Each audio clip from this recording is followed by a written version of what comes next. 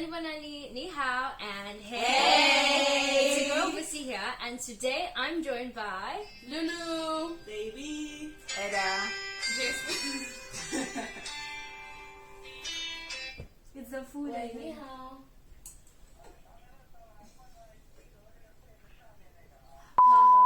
Hello, Sanibonani, ni hao, and hey! Guys, I'm going to be speaking about. Hello, I did this.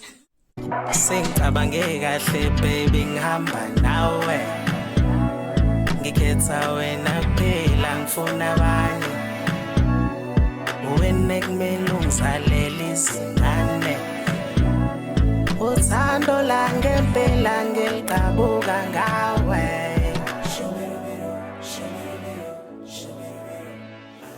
Hello, Sanibonani, ni hao, and hey! It's your girl Busi here, and today I'm joined by Lulu, Baby, Eda, Lebu, Jesse. and today we're going to talk about our experiences in China, especially through the lens of being black women in China and how it compares to our experiences back home.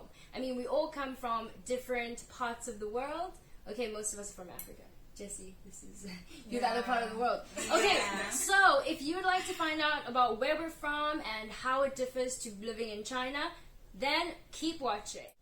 But before we get into it, I'd just like to remind you to subscribe to my channel, give this video a big thumbs up, and leave a comment down below. Tell us where you're from, if you've ever lived abroad, and what experiences you've had. So without further ado, let's get into it. Okay, so let's let everyone properly introduce themselves, starting from this side. Okay, my name is Jessie. I'm from Panama and I've been here in China for almost 1.5 years. Okay, my name is Lebu and I'm from South Africa and I've been in China for 2.5 years. My name is Busi, as of course you guys know. And they should know, I know. My name is the channel, okay? So I have been living in China for 2.5 years too, and I'm a student, as are they? Yeah. Hey, my name is Eda. I've been in China for 2.5 years. I'm from Kenya and I'm also a student. Okay, my name is Devi and I am a Nigerian living in China for like 1 year and 6 months. Hi, my name is Lulu. I'm from South Africa and I've been living in Shanghai for 2.5 years. What do you do? What do you do? Guys, I'm a teacher. What do you teach? What do you teach? Oh, guys, you didn't say. Teaching early years education. Wow, Oh, okay. nice. Securing that bag. Okay. Nice. Okay, so the first question I'm going to ask everyone, okay, is, okay, because for me, one of my biggest kind of differences or one of the like best parts of living in China is how I feel and in terms of safety. So I just want to ask you ladies, do you feel safe in China or specifically in Shanghai? About that, I would say I feel safe, safer than I feel at home because I can literally do anything at whatever time I want to do it. Even going to the club, although anywhere in the club it's not safe, but here it's safer than back home. And actually, we can afford our drinks. And other than that, we don't ask guys, or guys don't even offer us drinks. So I think it's fine. Yeah. I mean, in the club, for example, you can literally leave your phone on the table. You can go down for 2 hours and you're gonna come back and your phone is still there. Yeah. So there's no problem. You can leave your things whatever you want and the thing will be there after you're finished. Yeah, which I don't think can happen almost anywhere else in the world. Especially in So South you're Africa. right. Okay, how do you feel, Eda? Personally, I do feel safe in Shanghai. I love walking alone, so most of the evenings I just take a walk and I still feel safe. Back home, it's a little bit scary. Somebody's walking at your back and you're, Walking you from feel like you should run. But here, I just take my walks. Like, On that point, feeling safe. the first time I experienced that I'm actually in a safe country was after work, coming from a language center.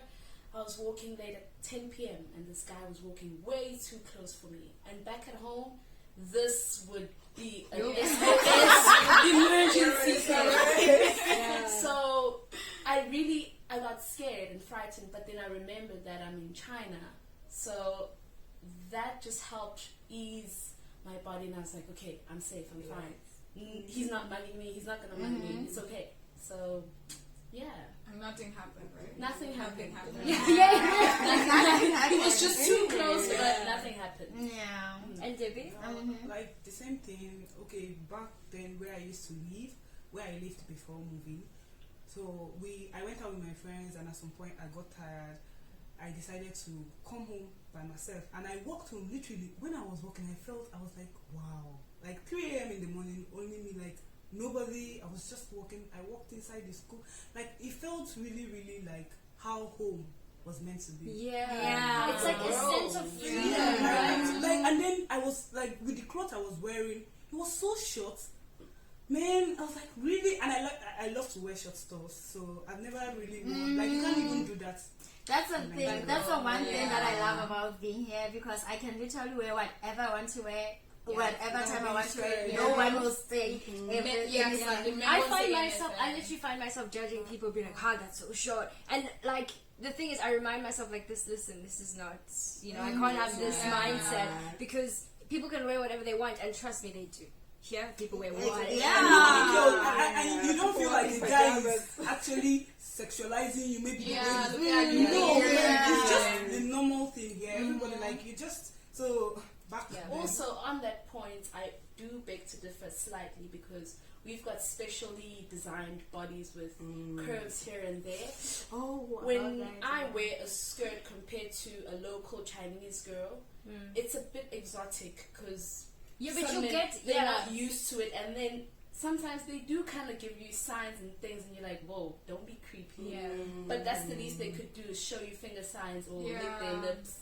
But I think like there are creeps everywhere. But I think that here in China, you most of the time you won't get any like weird attention. Except, okay, your black people look, but they're not going to look at you because you're wearing something short. But like, okay, there are creeps, but back home, everyone is a creep essentially. And then you'll find that one special person who isn't. And the creepiness at home comes with harassment.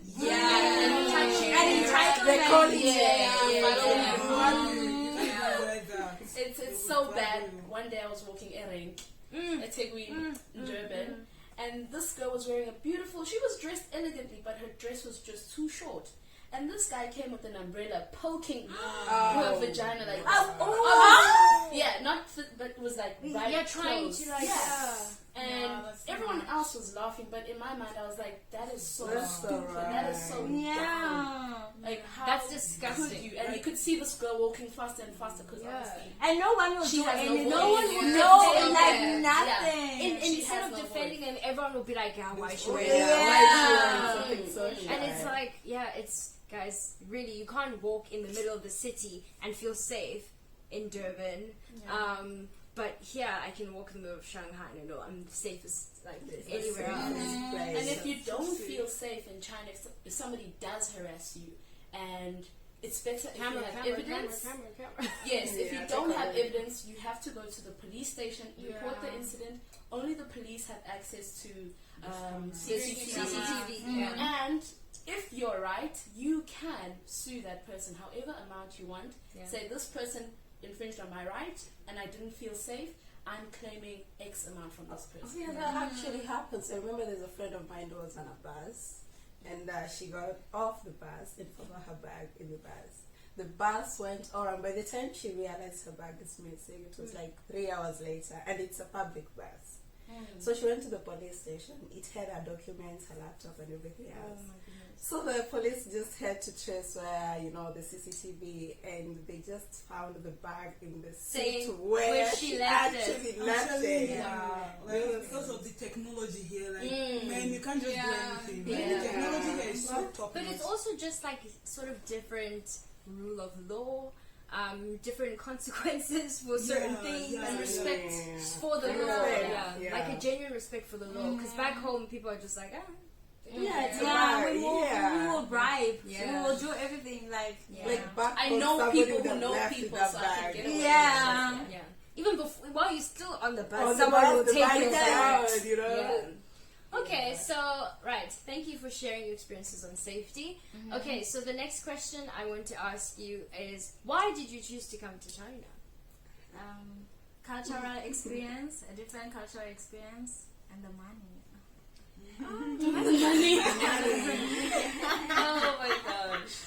Okay, why did you choose to come to China? Okay, because China is one of the countries with best economy around the world, so that means they have many opportunities to get a job. So I thought that was the best option, and actually their education system is so good that you're gonna learn. You're really gonna learn whatever they teach you. So that's why.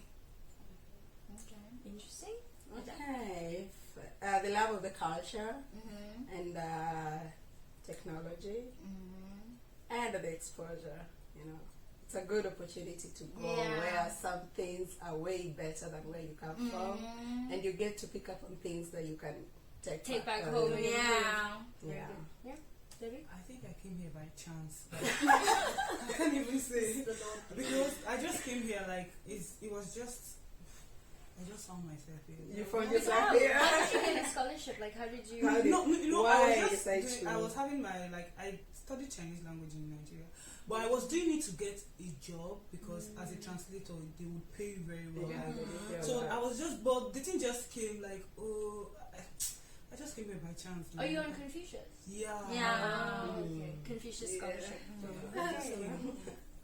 I came here to secure that bag. To secure the bag, the and it was money. more financially right to come here. I was fresh out of university in South Africa. There was no way I would have gotten an apartment and a job and afforded all of this as a new professional.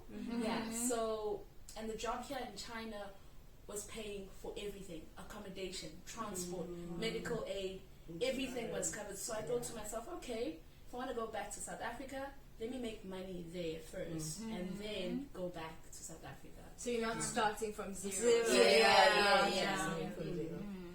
Interesting. Thank you for sharing.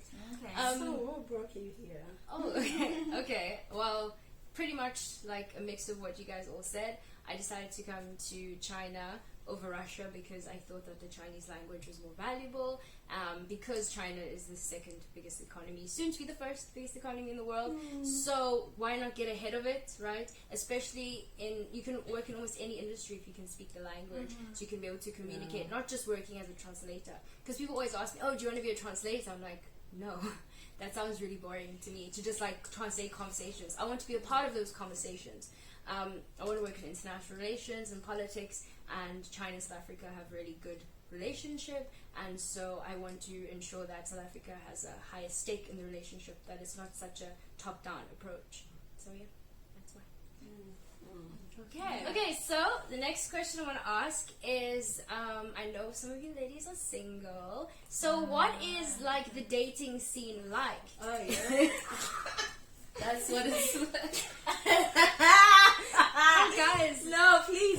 Like what is it like? No, wait, dude. Like the thing is that Who do you usually, let me ask you this, who do you usually date? Is it more like you date locals? Do you date other people from the same country as yours? Like, what's your dating pool like? can you, Lulu? Can you? Yes, please, Lulu. Yeah. I'm a lover, guys. So it's just, skin is just the color. Just joking, no. Guys, wait, before she starts, let me just say this. Like, I used to see Lulu, like, not that often, but every time I'd see her, she has a new boyfriend. So just know that. And the relationships always seem very serious. So, she is, like, a relationship person. Right? She's not playing these games with me, she is dating. Oh, wait, China's cool. Okay, my experience dating in China. I came here, I was single, just recently broken up.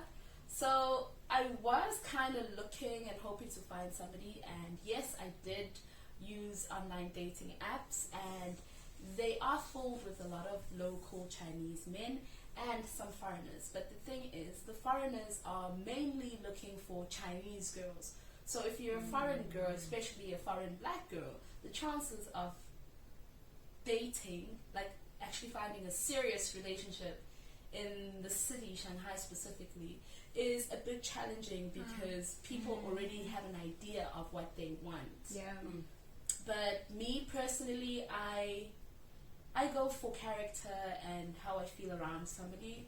I have been on a few dates with Chinese people, foreign people, and with the Chinese people it was serious for a while, and then until it gets a little bit serious and they realize They can't marry you. my parents, yeah.